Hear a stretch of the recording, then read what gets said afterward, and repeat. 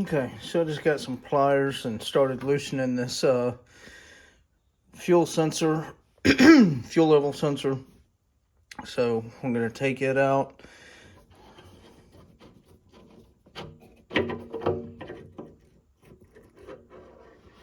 Oh, Jesus. Reckon that still works? Alright. The expenses are starting to add up here. I'm going to have to get a new one of those. Alright, now on to the petcock. Okay, as expected, I popped these loose. Fuel's coming out as expected. Now, I will say, I am fully expecting this petcock to be bad, so I've already ordered one. Oh, yeah. Yeah, I'm not even going to justify cracking this one open. I'm just going to trash it.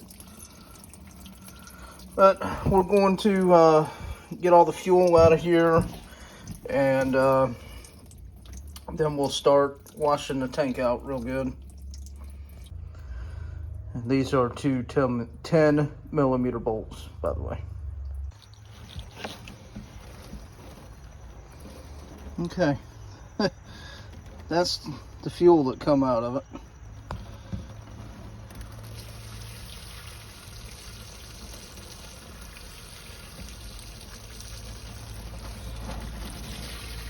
Needless to say, it wasn't no good. There are lots of chunks of rust coming out of the bottom of this tank, so we have to make sure that we clean it out real good, and then make sure that it's even, viable for use. Okay, I've already bought a whole new gas cap for this, thinking that this one was going to be bad. I'm going to go ahead and remove this one regardless, so that I can clean up underneath it, and it'll help me aid in cleaning the tank itself out. But not sure if I'm going to put this one back on or if I'm going to put the new one back on. But I'm going to go ahead and take all these Allen heads out and take the whole gas cap off, and we'll come back. Okay, so one thing I wanted to point out was there is no fuel filter. It's supposed to be a fuel filter right there. No fuel filter attached. I have not found it in the tank. I don't hear it jingling around in there, which means it's been ran with no fuel filter, which is not good, obviously. Okay, I got all these loose, so hopefully this will just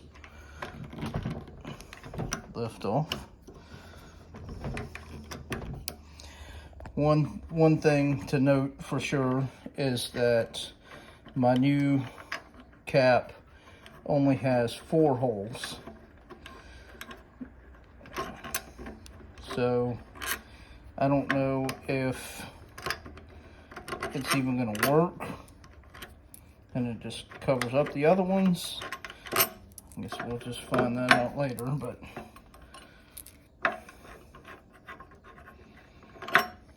okay. Now hopefully it'll just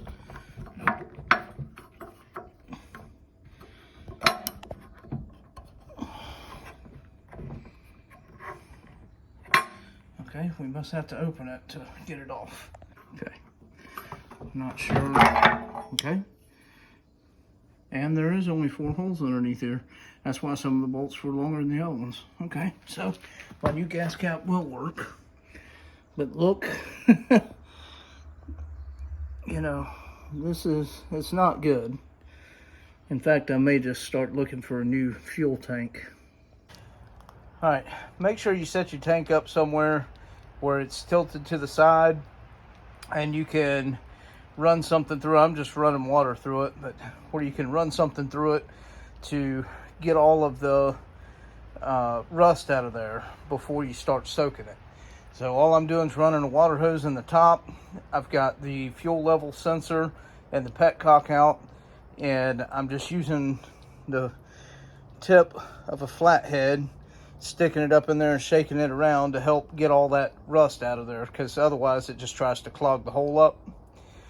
you want to make sure you get all of that rust out of there. You don't necessarily have to get it all out before you start soaking it, but I would. Okay, so right now, can't really see it all the way down in there. I keep squishing it around, but I've got about 1 gallon of hot water, about 1 gallon of vinegar, and about 1 gallon of degreaser in the tank. So now I keep swishing that around. I'm going to top that off until it's all the way full with something. And alright, so all I did was top that off with some screaming hot soapy water. I'm going to leave that in there, let it marinate for a day or two. You can see the suds on here. I just drained this tank out.